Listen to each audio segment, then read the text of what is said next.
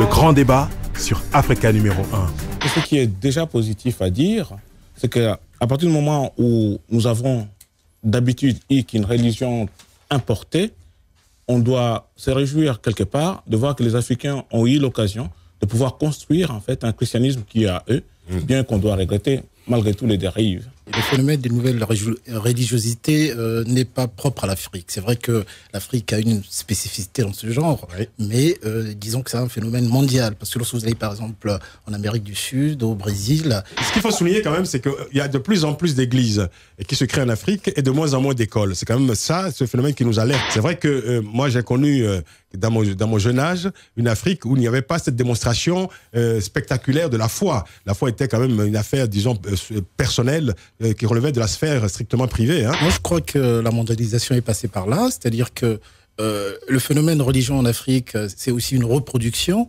de ce qu'elle a été, notamment aux États-Unis. Aujourd'hui, c'est vrai qu'il y a quand même une démonstration, une ostentation, de la foi. Comment expliquer, je veux dire, ce changement sociologique? Pourquoi il y a ce comportement aujourd'hui de piété systématique qu'on observe dans nos rues africaines, dans les maisons, dans les familles? Parce que les églises africaines dites de réveil aujourd'hui s'inspirent beaucoup, en tout cas se sont beaucoup inspirées des églises pentecostistes d'origine américaine, où effectivement il y a eu cette ostentation, il faut montrer aux autres qu'on croit. Aujourd'hui, le rôle du pasteur, bon, évidemment, mis à part tous les abus, parce qu'il y en a beaucoup malheureusement, le pasteur aujourd'hui en Afrique joue un rôle un peu compris en même temps, il est en même temps devenu un peu le chef de famille, parce que le chef de famille n'a plus d'autorité, parce qu'il n'a pas de travail, parce qu'il est au chômage. Oui. Il est devenu un peu l'État. L'image qu'on a souvent du pasteur, c'est quand même pas simplement un père de famille, c'est un père de famille qui aussi, grâce à la dîme des fidèles, quand même, se construit parfois des fortunes tout à fait confortables. C'est une réalité, on doit l'admettre.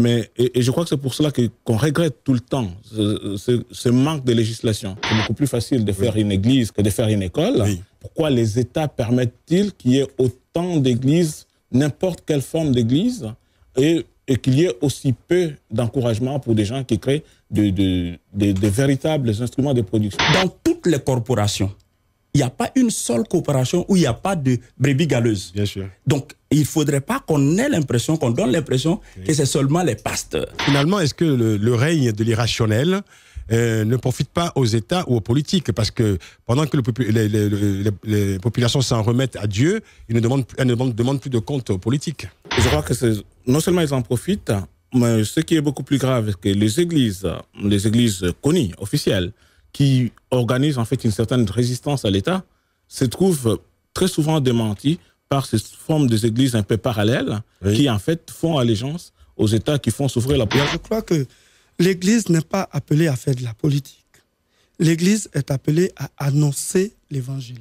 Et le grand problème aujourd'hui, c'est que justement, comme vous avez souligné tout à l'heure, beaucoup de pasteurs profitent justement de la pauvreté des gens, du manque de travail pour s'enrichir. Oui. En Afrique, on dit s'enrichir sur le dos des autres. On peut penser qu'effectivement, ce désordre, entre guillemets, profite à l'État. Parce qu'effectivement, au moment où les populations prient, ils ne pensent pas justement à revendiquer, à manifester dans les rues. À manifester. Oui. Donc on peut penser qu'il y a une connivence. Je suis chrétien, mais je déplore qu'il y ait moins d'écoles, moins de bibliothèques, il y a plus d'églises.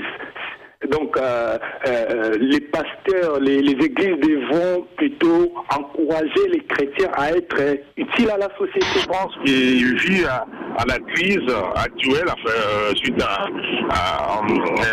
à notre pays qui est devenu tellement pauvre. Oui. Les gens, en fait, ils vont passer leur temps à prier, parce que moi, je l'ai vécu, je dis ça. Je l'ai vécu pendant 1 mois, c'était toute la nuit, de veiller, et les gens ne peuvent même pas dormir. Moi, je pense que l'État devrait interdire cette religion, et la plupart de ces pasteurs, c'est un fait de commerce, comme vous avez dit, et profitent quoi si les pauvres. Chaque métier, chaque profession doit être rémunérée, d'une façon ou d'une autre. Comment voudriez-vous que les pasteurs vivent? Je ne pense pas que l'on puisse évaluer le rôle que joue un pasteur dans une communauté. Oui. Et si on devait payer le pasteur en fonction de ses horaires, je crois qu'il dépasserait même ce que rapporte ou ce que rapporterait la dîme. Ça dépend de sa communauté. Mais le pasteur joue un rôle très, très important